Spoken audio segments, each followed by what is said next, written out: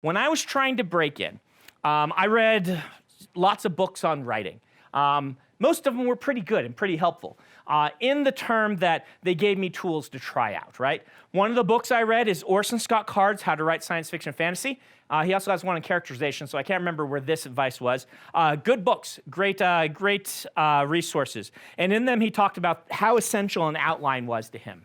One of the other books I read was Stephen King's On Writing. And I can't remember if this was in that or if it was one from the other essays that Stephen King writes. You know, one of the most successful authors of our time. And he said, if I have an outline, it ruins my story.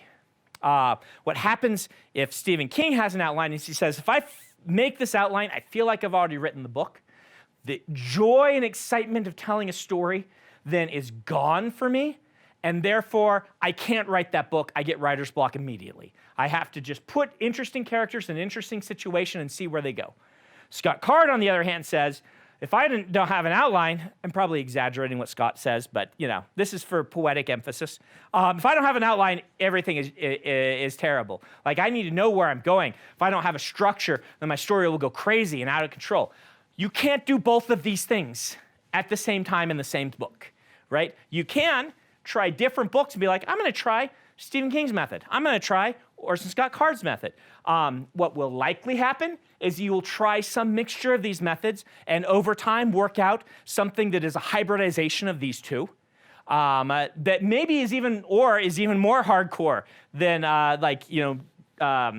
Kevin Anderson uses an even more hardcore outlining method than Scott Card does.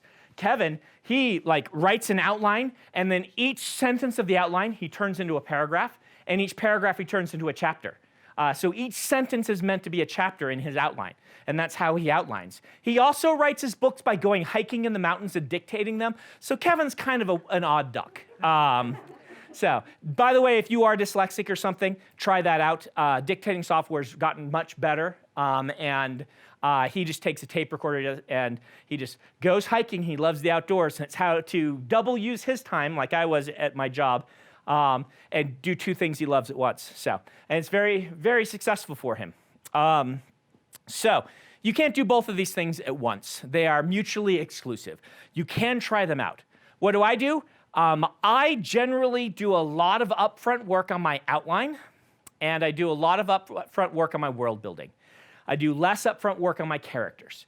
Once I know the setting and I kind of know the general story that I'm trying, I will then basically cast people in roles and write a few scenes from their viewpoint and see if this personality that I'm developing for this character will work.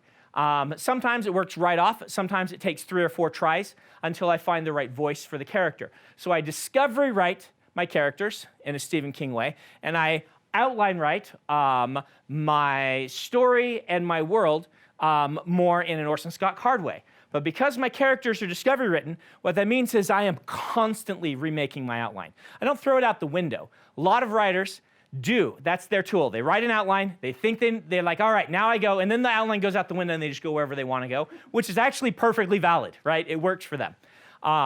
But for me, I'm always rebuilding that outline, getting it closer to the kind of melding between how the character arcs are working and how the story arc is supposed to work. And my second draft after I finish the book is usually to smooth that out, to get those two to work well together. And that process works really well for me. By the way, another way of talking about outline or discovery writers is people use the word pantser. So if you hear that word, it's on forums and things a lot. People say pantser for discovery writer. I prefer George Martin's terms, which are gardener and architect. Really great ways of looking at it. Both of them tend to take about the same amount of time. Pantsers tend to, or gardeners, tend to,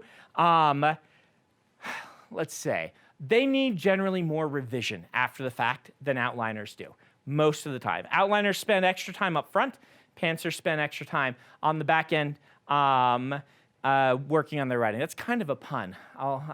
Pants back end. But really, kind of knowing these tools, and I like to dig a little deeper in this class and try to talk about what the tool's effects are.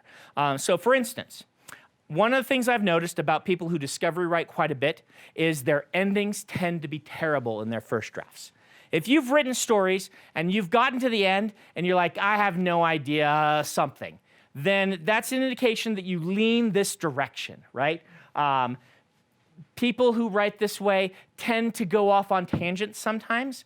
When someone talks about their writing and says, I didn't know that I was going to, I had a friend once who's like, I didn't know there was a troll in my book until I got to the chapter and then there was a troll. So I wrote about the troll and then the book became about the troll. That is a discovery writer right there. Now over here on the outliner side, outliners tend to have trouble with wooden or stiff characters.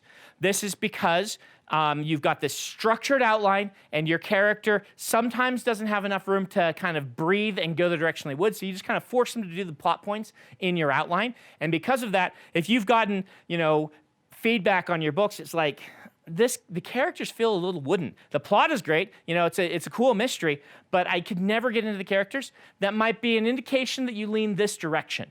And you can mitigate both of those problems, right?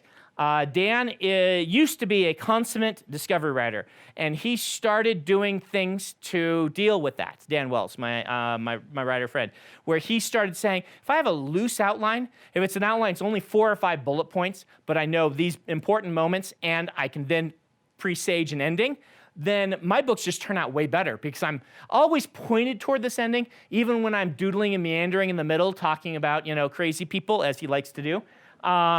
And if you're an outline writer saying, I keep getting this whole wooden thing about my characters, maybe I need to do some free writes with these characters, just some discovery writing, just where I have them, first person viewpoint talk about their life, and then say, okay, how what I'm writing contradict what this character really feels like in the back to me in the back of my head, who they are. How can I mitigate that issue? Knowing these things can really help you develop a style that kind of walks down the middle, because ideally, you're going to do it all well. You're going to have both great endings and great characters. That's part of what makes great books. You just are going to want to see what sort of habits you have as a writer that might make one or the other more difficult. This is why I talk about tools, and that's just one example. And hopefully during the course of this class, we will talk about a lot of tools that will be helpful to you.